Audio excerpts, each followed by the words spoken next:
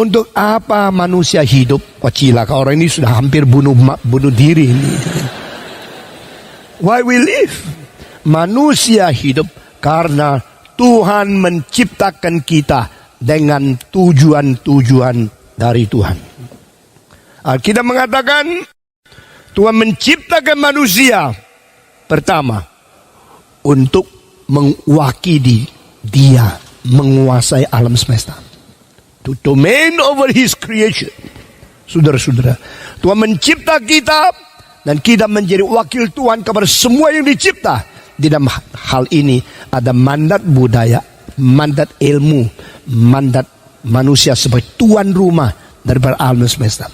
Kedua, manusia dicipta untuk merefleksikan kemuliaan dan keindahan Allah. We are created for reflecting the glory and the beauty of God. Maka kita mempunyai mandat moral. Kita boleh menyatakan kesucian, keadilan, cinta kasih, kebajikan di antara sesama manusia. Alangkah indahnya engkau melihat orang yang hidup suci. Alangkah kita menghormati orang yang atap hidupnya itu benar. Alangkah tertariknya kita mempunyai manusia mempunyai kemurahan hati kepada yang lain. Ini semua merefleksikan moral dan keindahan Tuhan. Ketiga, we are created to receive and to take part in all the graces of God.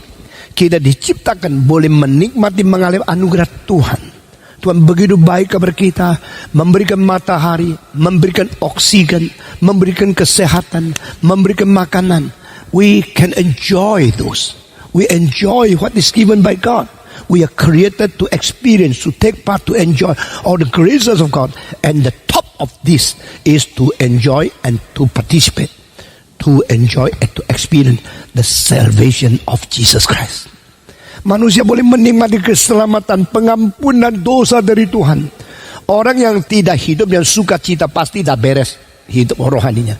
Karena kalau engkau selalu ingat saya dianugerai, saya diampuni, engkau pasti penuh sukacita.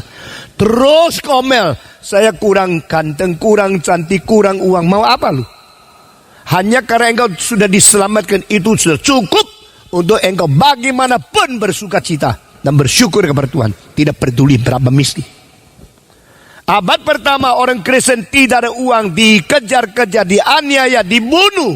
Mereka tetap menyanyi dan memuji Tuhan. Engkau mempunyai air mata yang tidak bernilai. Selalu nangis karena kurang baju, kurang uang, kurang dicintai. Yesus sudah menyelamatkan engkau, masih tidak cukup. Seluruh dunia semua penderitaan tidak ada artinya dibanding kalau saya sudah diampuni dosa oleh Tuhan. Berhenti nangis, berhenti mengeluh, dan mulai belajar bersyukur kepada Tuhan karena Dia mencintai kita. Enjoy and participate, experience the atonement and the salvation of Jesus Christ. Keempat, we are created in order to do the will of God. Kita diciptakan untuk menjalankan kehendak Allah, untuk melakukan apa yang diinginkan oleh Tuhan di dalam hidup kita. Mengabarkan Injil, memberitakan firman. Saudara-saudara, orang yang mengabarkan Injil, orang yang tertinggi di dunia. The most precious man is the people who want to do the will of God in preaching gospel to others. Berapa pintar engkau saya tidak hormat, berapa kaya engkau saya tidak, berapa banyak engkau mengabar Injil, itulah orang-orang saya paling cintai. The most precious man is the people who want to do the will of God in preaching gospel to others.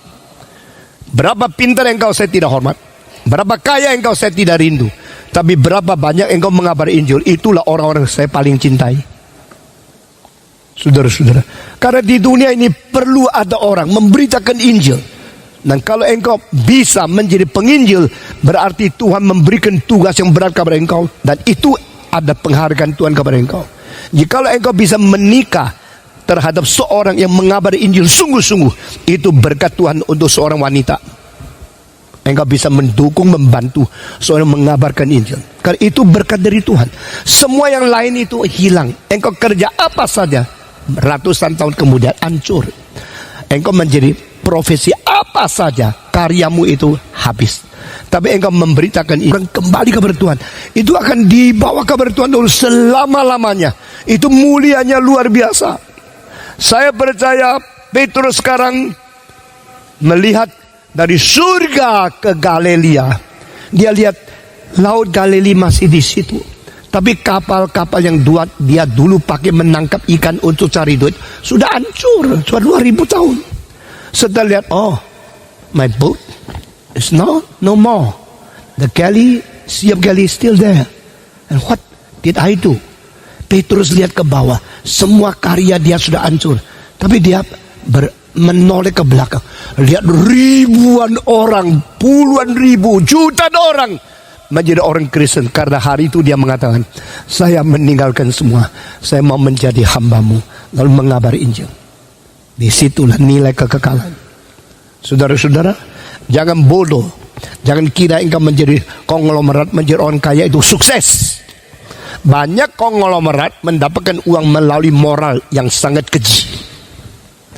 Banyak kesuksesan manusia berdasarkan moral yang mempermalukan Tuhan. Tapi seorang yang mengabarkan Injil, Alkitab mana, how beautiful are those their feet go everywhere to preach gospel. Di hadapan surga, di dalam Tuhan, tidak ada lagi beauty contest. Siapa lebih bagus, ini berapa, 3 ukuran berapa. Tidak. Di surga, beauty contest is based on your feet. Where did you go? How long of a journey do we preach the gospel?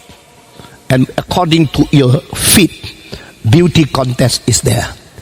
How beautiful are those who bring the good tidings to the nations. Saya kira di surga saya beauty contest dapat juara.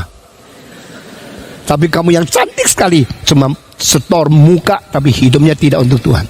Saudara dengar ya, kalau engkau bisa dipanggil jadi hamba Tuhan, itu berkat Tuhan besar sekali. Kalau engkau bisa menikah dengan orang mengabari Injil, pilihan Tuhan khusus oleh you mesti bangga, you mesti bersyukur. Meskipun mungkin engkau menikah sama hamba Tuhan yang mengabari Injil, engkau lebih sepi dari orang lain, banyak korban. Itu semua sementara berapa puluh tahun di dunia, dan selama-lamanya itu berkat paling besar. Mengapa manusia hidup? We live to glorify God and to enjoy Him. Inilah sebabnya Reform Theology menegaskan how to live for God and how to live with God and how to live to enjoy God. Engkau menikmati Tuhan, itu sebabnya. Jangan kecewa, jangan putus asa. Semua kesulitan, nangisan itu semua tidak ada arti. Yang penting ada Tuhan beserta dengan saya bisa melakukan kata Tuhan. Semua korban, semua penderitaan itu nothing.